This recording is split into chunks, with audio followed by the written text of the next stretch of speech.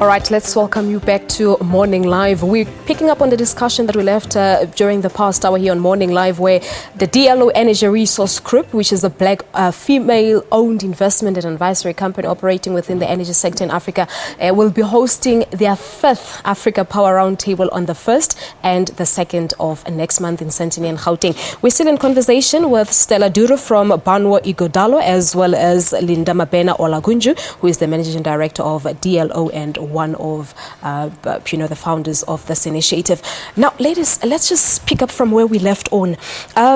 You're saying that this is actually in its 5th year, not its 1st year. So how have things been during the past years? Well, in the beginning, the focus was predominantly on the South African Renewable Energy Independent Power Producer Program. It's a mouthful, I know. Yeah.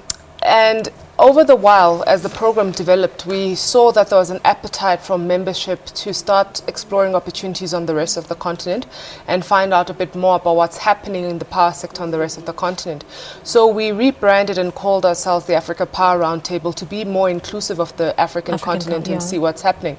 So in South Africa, as I was talking to you offline, we have had the renewables program being in place. We have had 93 projects awarded so far. The program has been awarded top 10 for investment in the world in South Africa. From that, the rest of the continent has also looked at the South African model to an extent and implemented similar programs within their own jurisdictions. So in Zambia, we had the large-scale solar program. So we do have representatives coming to the conference from Zambia. We've also had developments in Nigeria within the renewable space as well. And Stella can speak to you a bit more about that. Maybe Stella, I can bring you into the conversation. Talk to us about Nigeria as to how things are looking.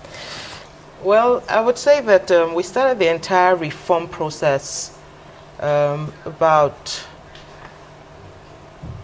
15 odd years ago. Okay. So what we had initially was one integrated, vertically owned, government-owned entity. And it wasn't just working because, of course, government was having to fund, the supply of power to the whole of the nation, and giving the need for the funds with other sectors, there was a need to necessarily unbundle the sector. So an act was immediately passed in 2005, the Electric Sector Reform Act. And based on that act, there was an initial holding company, and then there was an unbundling where the one integrated company was, unbundled into 6 generation companies, 11 distribution companies, and 1 transmission. And the generation companies and the distribution companies were now then sold. The government sold most of its assets, most of its shares in those assets to private investors. And since then, we've seen the reform taking shape. If nothing else, we've had the multi-year tariff order that helps to regulate the tariff or the cost of electricity to the end consumers.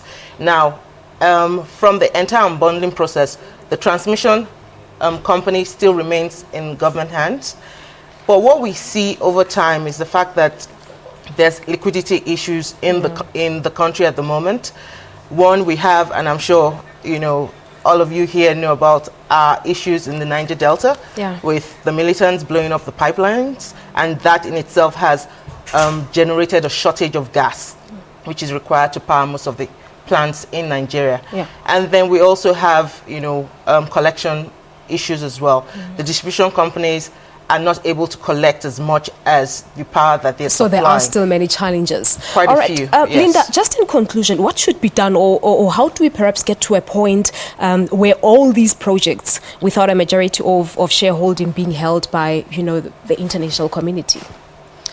Well, I think we're still at the beginning of our sector across the continent.